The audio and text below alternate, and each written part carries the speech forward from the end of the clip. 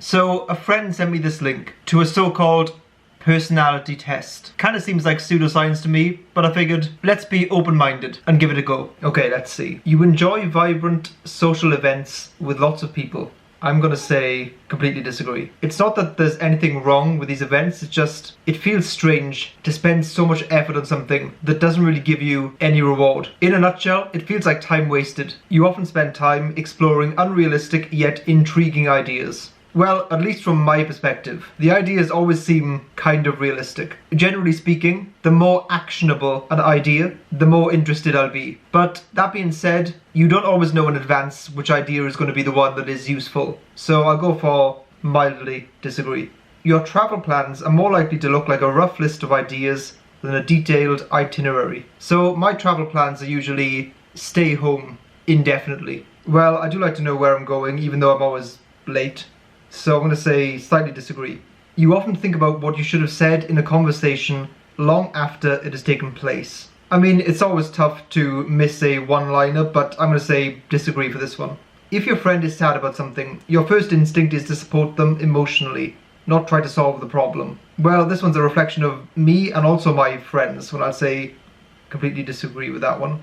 People can rarely upset you. Well, once you know how, I'd say it's quite easy. But figuring out how is hard. Also, it's the case that people closer to me can upset me much more easily. The way I see it is that when you go out into the world, you kind of put your armour on. And when you step through the door of home, wherever that is for you, you take that armour off and are unguarded. So if someone wants to poke or prod you, it's much easier to upset you. Whereas when it comes to the outside world, I feel much more bulletproof. There is definitely this irony where the people closest to you, in some ways, get the worst side of you as well. Okay, I need to stop talking so much during these. This is still page 1, I think. So I'm going to go for disagree. You often rely on other people to be the ones to start a conversation and keep it going. Disagree with that one. Please don't start conversations with me. Initiating conversations is a much more natural role than having them thrust upon me, so to speak. If you have to temporarily put your plans on hold, you make sure it is your top priority to get back on track as soon as possible. This one I completely agree with.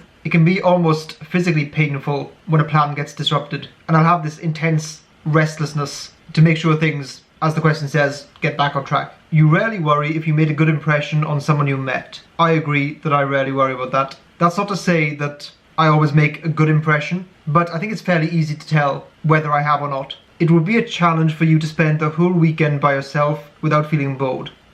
I think it's important to make a distinction between feeling bored and feeling lonely. Loneliness is definitely a risk for anyone who's isolated in any way, regardless of how introverted you might be. I do genuinely struggle to understand how you could ever be bored. Too many things to do? Yes. Not enough? Weird. You are more of a detail-orientated than a big-picture person. Notice how I said orientated, even though it says oriented. I'm a Brit. Okay, this is actually quite a tricky one. I do tend to see the big picture as an amalgamation of much smaller steps. I think I have to go with detail-orientated or oriented. You are very affectionate with the people you care about. Next. You have a careful and methodical approach to life. Agree. You are still bothered by mistakes you made a long time ago. Totally agree.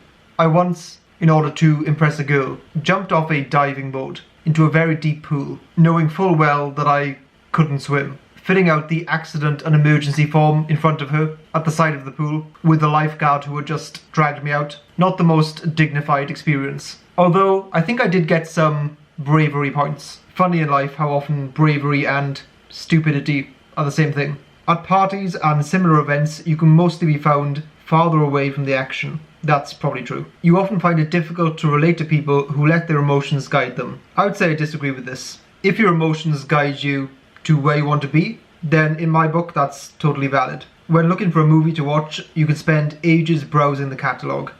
Disagree.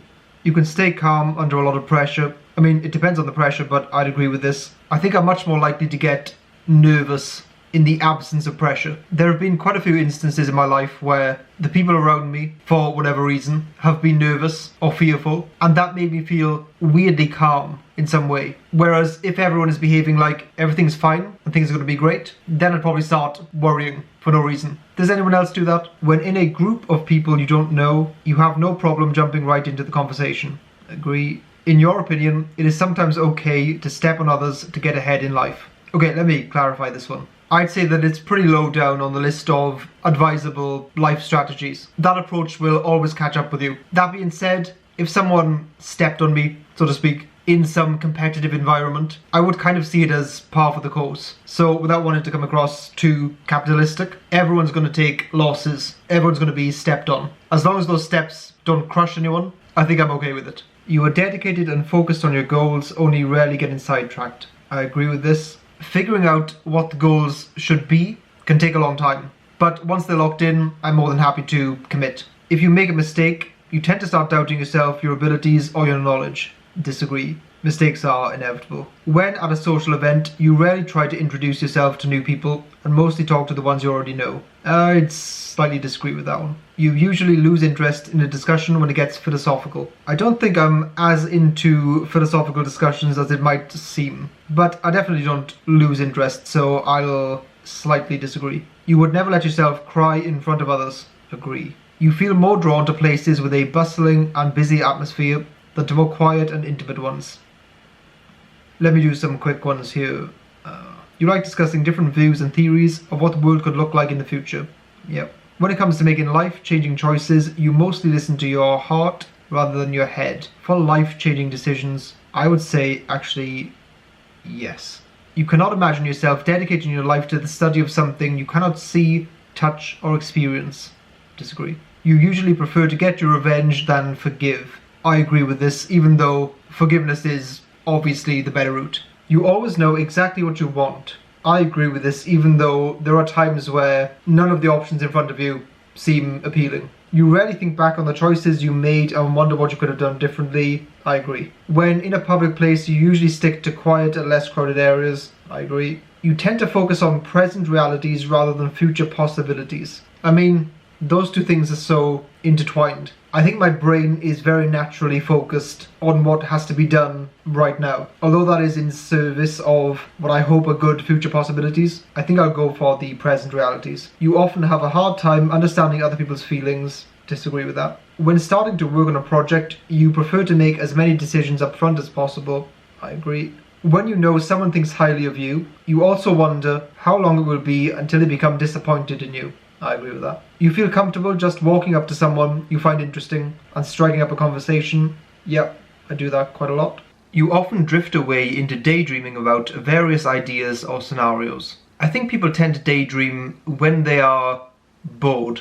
So there have been many times, for example, when in school, where I spend probably most of my time daydreaming. But at this point in my life, I much prefer to be doing something. I'm going to say more or less disagree. You look after yourself first and others come in second. As an only child and special snowflake, lots of my family tend to look after me. So that in combination with the fact that I spend most of my time focusing on things that I'm working on, this is probably more true than I would like. Let's go with this one. Even when you have planned a particular daily routine, you usually just end up doing what you feel like at any given moment. It is rare that I carry out the plan perfectly, but in general, I do like to stick to it if possible. Your mood can change very quickly. Interesting. I would say yes, but it's generally between two different moods. One is relaxed and one is angry or annoyed. I'm guessing the question is getting at, does your mood fluctuate a lot? Which is not quite the same thing. I think I'll go with neutral for this one.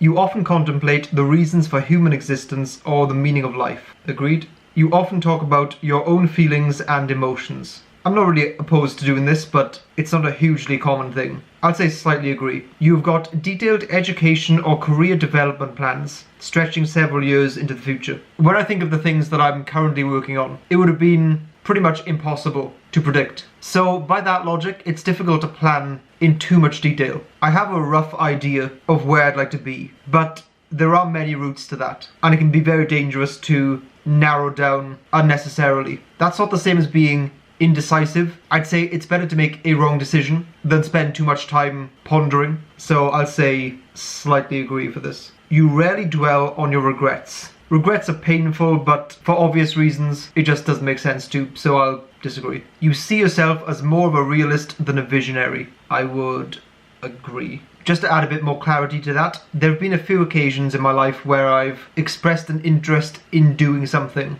and regardless of whether that thing works, in almost all situations, I did try the thing and could have succeeded. But when those things failed, it was more because of personal mistakes, rather than because the vision was unrealistic. Your personal work style is closer to spontaneous bursts of energy than to organized and consistent efforts. I would strongly disagree with that. Well, let me change that to slightly disagree. It is consistent, but within the consistency there can be big spikes and inactivity too. You always consider how your actions may affect other people before doing something. Strongly agree. That calculation of how other people will react, how it will affect these social dynamics, almost doesn't even feel like a calculation at all. It's something that is second nature. You still honor the commitments you have made, even if you have a change of heart. I'd like to do that. I'm not sure whether I actually do. I would say slightly disagree with that. You rarely feel insecure. Yeah, I agree. Not totally, but I agree. Result time. Well, apparently I am an ISTJ. I mean, come on. We all saw that one coming. Okay, let's have a look. Out of curiosity. George Washington. Isn't he the guy that overthrew us? Let's have a look at these 100% accurately typed celebrities. Angela Merkel, Natalie Portman. Usually wouldn't think they'd be in the same sentence. Anthony Hopkins, Hannibal Lecter, and fun fact, also from the same town as me. Why is Hermione Granger the character I'm most happy with out of these? Well, let me know what you think down in the comments about whether I'm an ISTJ. Feel free to visit our website, Patreon, and our Discord server. As always, if you are a regular viewer and haven't subscribed, I give you a penance of 2 Hail Marys, 3 Our Fathers, and 1 click of the subscribe button.